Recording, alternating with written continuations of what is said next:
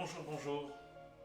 Voilà, donc ce matin, j'ai vraiment dans mon cœur de partager un passage qui m'a fait du bien. Alors, c'est vrai que tous les matins, Dieu me fait grâce, je lis la Bible.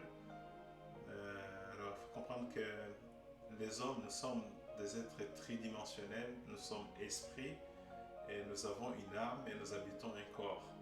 Et en fait, ces trois dimensions de l'homme sont nourries. Donc le corps est nourri par la nourriture.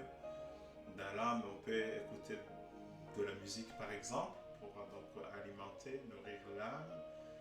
Et l'esprit est nourri par la parole de Dieu pour ceux qui croient en Dieu. Donc ce matin, j'ai vraiment dans mon cœur de partager un passage biblique qui a fait du bien à mon esprit. Et j'espère que vous aussi, il va vous faire du bien. Je crois qu'il va vous faire du bien.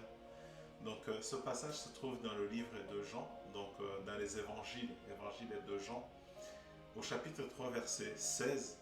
Je vais le lire. Donc il est écrit, en effet, Dieu a tant aimé le monde qu'il a donné son Fils unique afin que quiconque croit en lui, donc en son Fils, ne périsse pas, mais qu'il ait la vie éternelle. Donc Dieu a tellement aimé qu'il a voulu éviter absolument à tout être humain une perdition éternelle.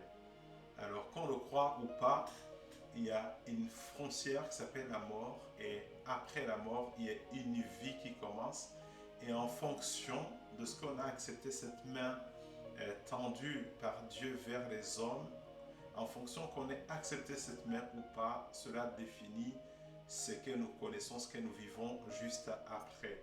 Alors, il y a une voie qui est le Christ, qui est Jésus, qui mène au paradis, ce que nous appelons le paradis, la vie éternelle, une vie dans la présence de Dieu.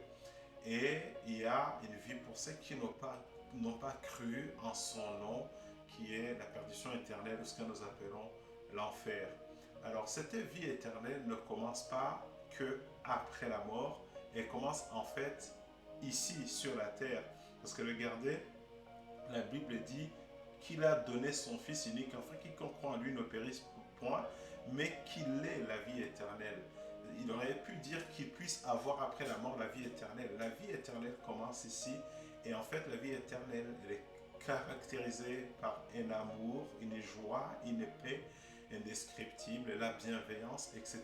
Donc les vertus du Saint-Esprit qui vient habiter à nous dès que nous acceptons Jésus-Christ comme Seigneur et Sauveur. Donc aujourd'hui, j'aimerais vraiment attirer ton attention sur le fait que, quelle que soit l'obscurité autour de toi, peut-être, je ne sais pas, un divorce, peut-être la perte d'un être cher, et vous voyez l'obscurité autour de vous, vous sentez tellement de douleur dans votre cœur. Dès que vous invoquez le nom de Jésus, cette douleur est dissipée par l'amour de Dieu. Vous ressentez une joie incompréhensible parce qu'elle ne vient pas de vous, elle est dans l'esprit, elle n'est pas dans l'âme. L'âme, c'est cette joie qu'on peut ressentir quand on écoute une musique qui nous plaît, etc. Mais cette joie ou cette paix spirituelle, elle vient de Dieu. Elle vient vous qualifier pour quitter quelle que soit l'obscurité dans laquelle vous êtes, à quitter les douleurs, à quitter la dépression. Donc si aujourd'hui, vraiment, vous regardez cette vidéo et que vous n'avez pas à quoi faire de votre douleur, de votre souffrance, invoquez le nom de Jésus. Appelez-lui à haute voix à venir habiter dans votre cœur et une joie, une paix indescriptible viendra dans votre cœur. Vous serez piloté par l'amour de Dieu.